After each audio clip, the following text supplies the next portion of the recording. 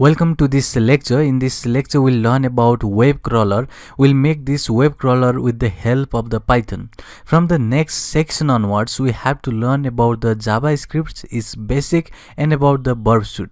So Burp Suite is an advanced tool that is going to be used while we just pen test some of the websites or web application. So we have to learn about that Burp Suite application in the next upcoming lectures. But for now, let me just make a simple web crawler in this lecture. So you may ask why we have to just make our own web crawler instead of just using that is the application that is available there. So answer here is that the most of the case those web applications or those pen testing application like Burp Suites are professionals. So that means they have some a disadvantage while talking about the small websites, but they are very advanced and they can have their price too. So they cannot be affordable by normal person, they are for professionals. So it's better to learn how to make your own web crawler, because we'll just test some basic websites, but using the Burp Suite we have to test some big websites, and that can be covered in the upcoming lecture. But for now, we'll just see how to make this web crawler, which we are going to cover in this lecture, with our simple programming language, that is Python. And you will see how easy it is to make the web crawler with the help of Python. So let's start from the basics before just jumping with the code. So first of all, when I just type here google.com, when I just hit enter, this you can see this web page just rendering over here.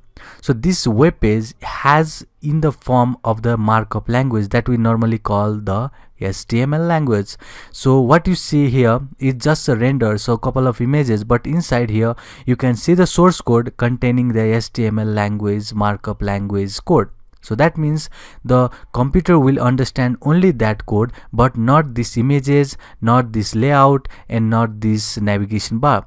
So if you want to communicate through Python with the computer, you have to just work with this HTML parser. So we'll learn about that in the next lecture, but for now let's start from the basics. So first of all, we'll learn about the request, how to get the request, how to get the response from the Python, and basically to work with that we have to import some library first. So first of all, I'm going to open my PyCharm, that is this IDE, and next is to create the new Python file. I'll just say this is demo.py is my Python file. I'll just import this request package. It is request, and if you get any error that is saying that this is not the module, or basically no named module, you have to first import it, or basically you have to install it. So first of all, open your settings, go in your interpreter, add button over here, and type request. You'll get this request, install this package right here, apply here, and just press OK, and you'll get this request easily imported on your project. So next thing what I want to do is simple URL.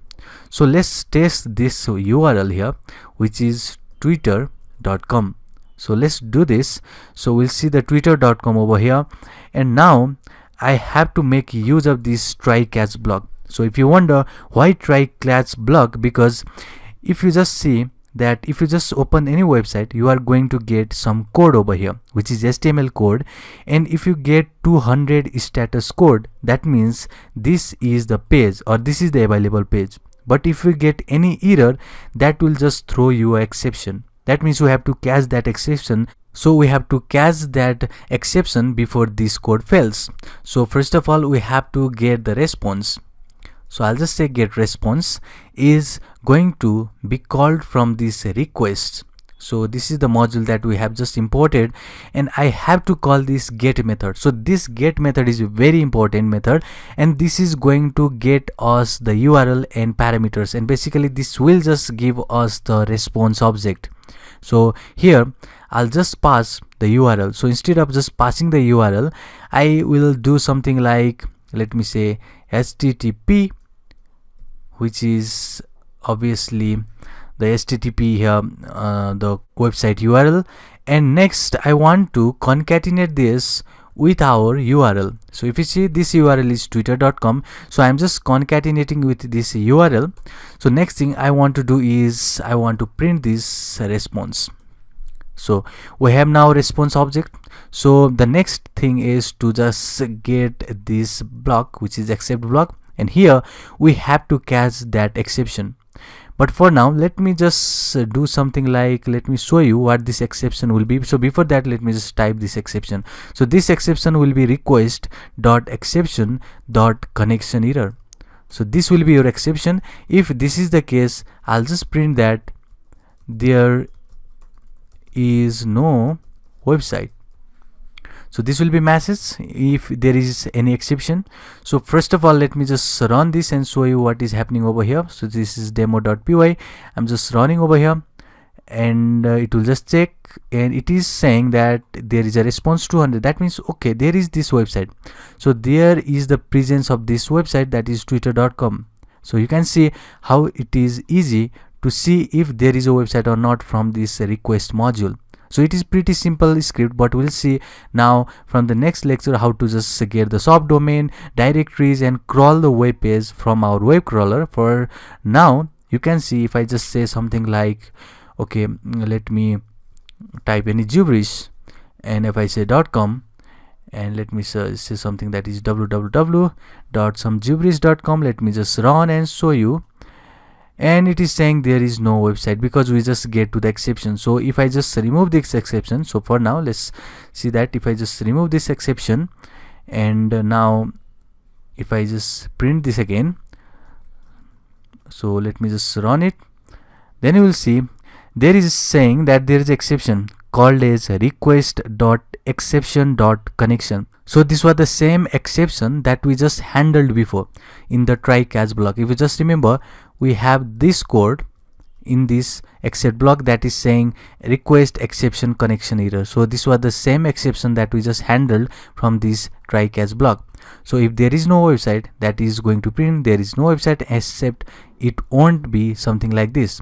So if you get any error like this, that means your code will just get failed and you will just get your application that is stopped. So instead of doing that, we want this to be cached over here if there is no website, and that will just print this. Instead, our application will work fine. It won't basically stop at that point. It will just run, showing us that there is no website. So you can see that if there is any website, let me say Facebook, then there will be, let me just print this, run demo, you will just get again the status code saying response 200. That means there is a website.